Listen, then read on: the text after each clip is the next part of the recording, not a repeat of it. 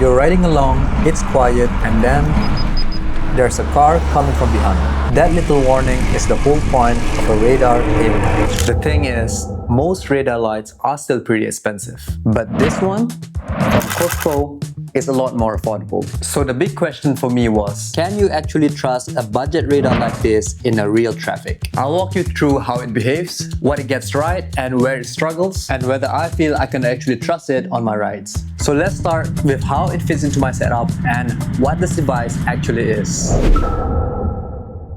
For context, my usual setup is the Wahoo Roam V2 on the bars and a Magine L508 radar tail light on the back. So that's kind of my baseline of what I expect from a rear tail light and a radar. With the Coospo TR70, I mainly use it with the Coospo CS600 bike computer. But I also tested it with my Wahoo Roam V2 for compatibility. I used it on a mix of city streets, countryside, and roads that I also didn't know well, just to see how confident I felt with the radar. But before we go deeper, quick transparency note, Coospo provided the devices for testing, but there were no monetary payment involved. They will see the review the same time you do, and all of the opinions are my own. Alright, so what is exactly the TR70 and why would you pick it over a normal rear tail light?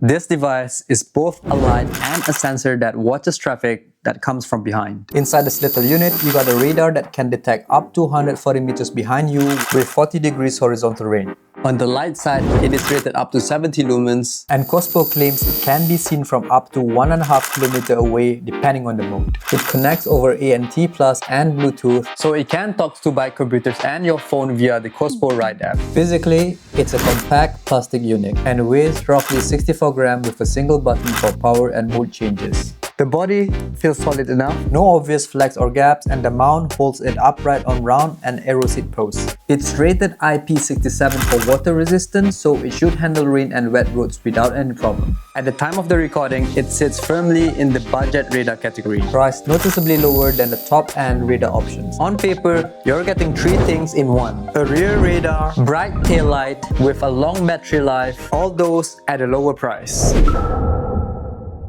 Let's start with something simple. How annoying is it to set this thing up? On the CS600, the pairing was pretty straightforward. It found the radar in a few seconds and connected without any weird steps. On the Wahoo Roam V2, pairing up the device was also straightforward and pretty smooth. Once it's added there, it will behave like any other sensor. If you don't want to use a bike computer, or if you don't have one, you can also run the TR70 with the Coospo Ride app on your phone. In the app, you can toggle which light modes are available and you can see approaching vehicles in real time, so your phone basically becomes a radar display. Day to day, it works like a normal radar device. Switch it on, your bike computer or your phone picks it up and you're ready to ride. Okay, once it's all paired up, the question is, how well does the radar actually pick up cars behind you? On the CS600, the alert pattern is pretty simple. You get a beep and orange when some things enter the range, and red if it's coming in faster, and green again when it's clear. Like other rear radars, it works on relative speed, looking for things that are moving towards you faster than you are moving. In practice, this means that a car sitting right behind you at almost the same speed can show up later, while faster traffic is picked up more clearly. On normal street with slow to medium traffic, especially on straight sections or gentle curves, it usually picks up cars early enough that I had comfortable time to react. But on faster roads, car can move through the radar zone very quickly. So they appear a bit later on screen, but I still had some reaction time before they passed. When there were several cars behind me in the same lane, it generally showed them as separate vehicles. But on wider multi-lane roads, the car on the far lane wasn't always picked up, especially if another car was already directly behind me. Sharp side junctions or car merging from hard angle can also show up a bit late. At traffic lights, when cars are fully stopped behind you, the radar comes down instead of constantly warning you, which keeps the alerts from becoming annoying. False positive did happen, but mostly from things like fast cyclists, birds, or cars on parallel roads. So it's occasional, not constant. I also did a ride with the Wahoo Roam V2 and the radar behavior was basically the same there.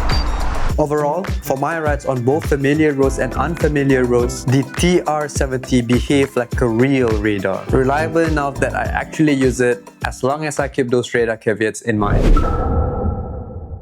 Radar is nice and all, but at the end of the day, this has to still work as a normal rear light as well. The TR70 offers 7 different modes with a mix of solid and flashing pattern. Indoors, the light pattern looks clean and even. There isn't a weird hot spot in the center, just a solid block of red. Out on the road during daylight, it doesn't feel weak. The flash pattern is still easy to pick out from behind. When the radar detects a vehicle approaching from behind, the light also switches to a faster flash pattern. From different angles, the visibility is good. You still see the light clearly when you're not directly behind the bike. There's also an auto brake light mode that briefly gets brighter when you slow down, adding extra visibility. Mounting wise, it locks securely into the supplied seat post mount and sits upright, which is important for radar performance. I didn't notice any rattling from the light or the mount even on rougher tarmac or light gravel. It also works with my existing Magine seat post mount, so swapping it between bikes is pretty easy. All in all, as a rear light, it does what it should. It is bright, it stays stable on the bike, and the modes are simple enough to use. One of the nicest surprises about this device is the battery life. Coospo claims up to 40 hours in radar-only mode from the 1500 mAh internal battery. In my rides, I use it the way most people will probably will. Daylight flashing mode and radar on. On a 2-hour ride, it only dropped from 100% to 94%. That lines up pretty well with the claims and basically means on a single charge, you can get several medium rides or a full weekend of mixed riding. For most people, that's more than enough. It doesn't feel like a device that you need to plug in every single time after your ride. Charging is done over USB-C and Coospo quotes around 2 hours for a full charge from empty. And in my test, charging from 50% to 100, it's roughly around 1 hour, which lines up with that estimate. In practice, topping it up while you get ready is usually enough to get you comfortably through another few hours. If you do longer rides or bikepacking, the combination of low consumption and USB-C is very handy and makes it pretty easy to live with. From a battery point of view, I'd put this firmly in the no stress category.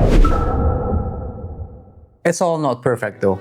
There are a few trade-offs that you should know about. On the radar side, the main weak spot is similar to other rear radars. Cars sitting right behind you at almost the same speed or coming from a sharp side angle can show up a bit later. On wider, multi-lane roads, the car in the far lane isn't always picked up, especially if there's already a car directly behind you. These are typical radar weak spots, not exclusive to the TR70, but it's still important so you don't overtrust the display and forget to look back. On the light side, you do not get a fine control over the brightness for each mode. You are limited to the predefined profiles rather than setting your own brightness level. The top button over here also have a slightly softer feel, so it's not the crispiest click when you're changing modes with the gloves on. None of these are a deal breaker for me, but they're worth knowing so you can decide if this trade-off fits how and where you ride. One extra thing here, I asked Coospo about their future updates, and they told me they are already working on a smarter alerting for fast approaching cars and more customization in-app for light patterns and radar settings. So it's really good to know that they're iterating on the product and taking riders' feedback into account. So with all that in mind, who does the TR70 actually make sense for? For me, it fits best cyclists who want radar for extra awareness but don't want to pay top-end radar prices. If you ride mostly on open roads, country lanes, and mixed routes where cars can appear quickly from behind, this radar is very useful. It is also a good fit if you do longer rides and bikepacking and you don't want to think about battery the whole time. If you already own a compatible bike computer like the CS600 or the Wahoo Roam V2, the TR70 is an easy way to add detection and light without rebuilding your whole setup. If you already have a high-end radar and you're happy with it, I wouldn't call this a pure upgrade. It's more of a solid budget alternative or a good option for a second bike. And if you're coming from a basic rear light with no radar at all, the TR70 is a big step up in terms of how much information you get about what's happening behind you. And if you really care about advanced light features, super granular brightness control, or deep integration into specific ecosystem, then this might feel a bit basic compared to high-end options. Alright, so after riding with it on multiple different roads, can I actually trust the Coospo TR70? For me personally, the answer is yes. I trust it enough to add it into my setup and use it for certain type of rides, especially the longer ones. In day-to-day use, It picked up cars early enough on normal roads, the alerts were clear on the screen, and the light is bright enough to be taken seriously. You still has the usual weak spot that almost every radar has, so it definitely doesn't replace the normal shoulder check. But if you understand those limits, it gives you a very important extra layer of information. If you have any questions about the TR70 or you want me to compare it directly with my machine setup, let me know in the comments below. If you're curious about radar and if you want a budget option, then I think the TR70 is something worth looking at. If you're interested in the TR70, I'll put a discount code in this description below. If you find this video helpful, feel free to leave a like, and if you enjoy my content, please consider subscribing. It will help the channel a lot. Thanks for watching, ride safe, and I'll see you in the next video.